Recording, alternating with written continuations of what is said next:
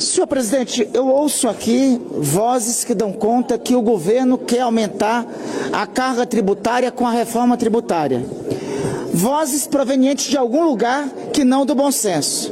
Primeiro projeto de reforma tributária, é bom que se diga, é um projeto que vem de outros governos. Aliás, senador Fabiano, até passou pelo governo passado. Não tiveram a competência de colocar para votar obra que o nosso governo está fazendo, está realizando. Aliás, queriam votar, senador Omar, reforma tributária, esquecendo dos mais pobres. Queriam votar a reforma tributária sem desonerar a cesta básica.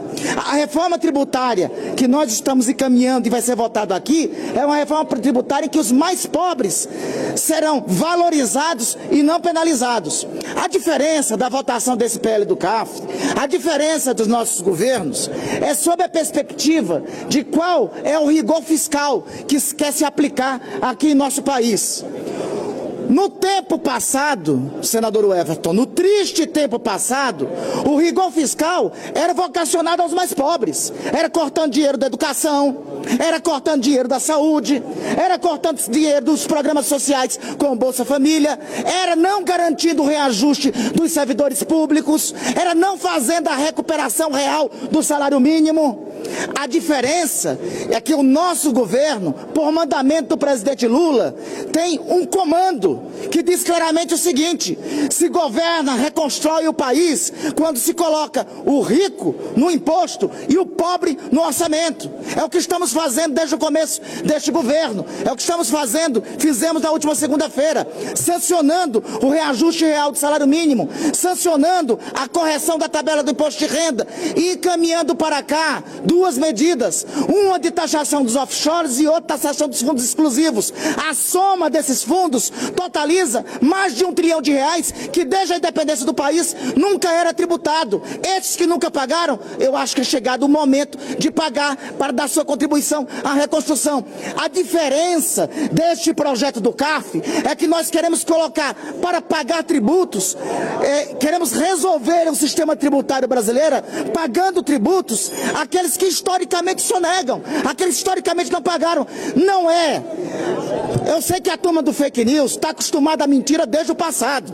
Não vai ser o cabeleireiro, não vai ser o barbeiro, não vai ser o dono da boutique da esquina. Não são estes para esse projeto do CAF. São grandes que não pagam, que utilizam dos mecanismos repetidos que tem no sistema recursal brasileiro para não pagar tributo.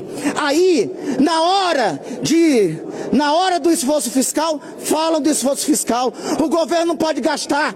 O governo, para eles, não pode gastar com os pobres. Não pode gastar com Bolsa Família. Não pode gastar construindo escola nova. Não pode gastar reconstruindo o Sistema Único de Saúde que eles destruíram. É para esses setores que eles não querem gastar. Para esses o governo vai gastar. Vai gastar para investir naqueles que historicamente não tiveram investimento. Naqueles que foram penalizados nos últimos 4 e 6 anos. Esse projeto do CAF não é para o pequeno, não. É para o grande, que não paga tributo e se prevalece de um sistema recursal que só favorece a esses grandes.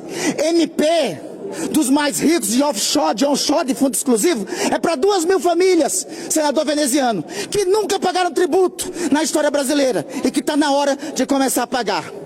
É importante encher a boca e falar de esforço fiscal. O que nos diferencia é para onde, é quem vai fazer esse esforço. Se aqueles mais ricos que sempre lucraram ou se aqueles mais pobres. A escolha deste governo é colocar o pobre no orçamento e o rico no imposto. É por isso que precisamos aprovar também essa medida. O Brasil vive hoje uma sucessão de escândalos que o tem deixado absolutamente atônito. O ex-presidente da República, o senhor Jair Bolsonaro, pessoas da sua proximidade e assessores próximos encontram-se envolvidos, segundo as denúncias que temos acompanhado por parte da Polícia Federal, da própria CPMI do 8 de janeiro, envolvidos em incontáveis crimes, desde falsificação de carteira de vacinação, a tráfico e venda de joias, bens públicos, levados em voos da FAB para serem comercializados no exterior.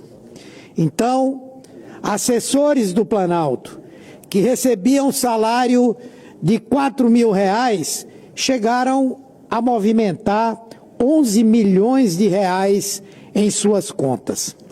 Somente o ex-ajudante de ordens de Bolsonaro, que hoje está preso, o senhor Mauro Cid, segundo as investigações, movimentou mais de 8 milhões, dos quais 2.300.000 na condição de procurador do seu ex-chefe, o senhor Jair Bolsonaro.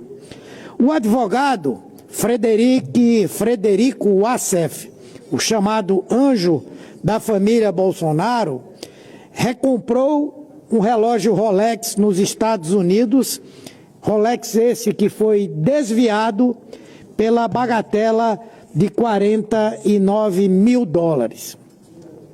O chamado hacker, o senhor Walter Delgatti Neto, relatou à CPI e à Polícia Federal uma trama sórdida com o objetivo de fraudar as urnas eletrônicas, de colocar um grampo em um ministro do Supremo e contribuir para um golpe de Estado. Disse ele que foi inclusive pago pela senhora deputada Carla Zambelli para invadir o sistema eletrônico do Judiciário.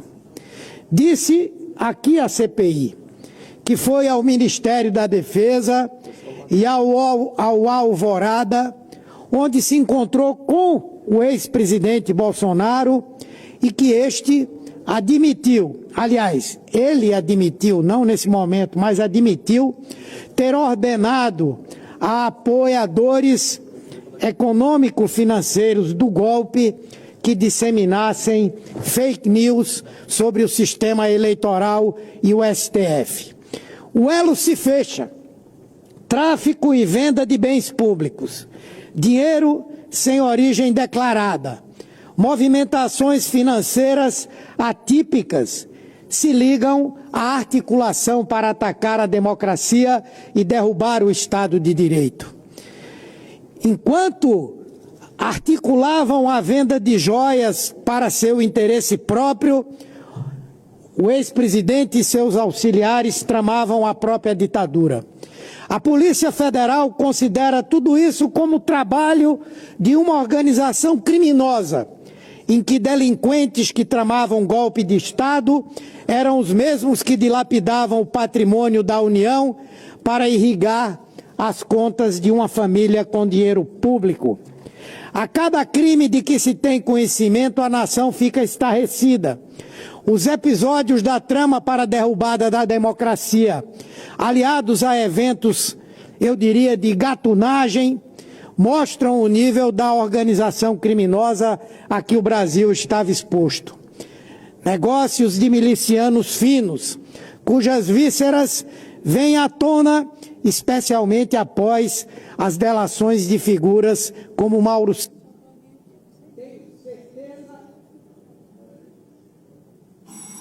Tenho fé nas instituições de que todo esse esquema será desnudado.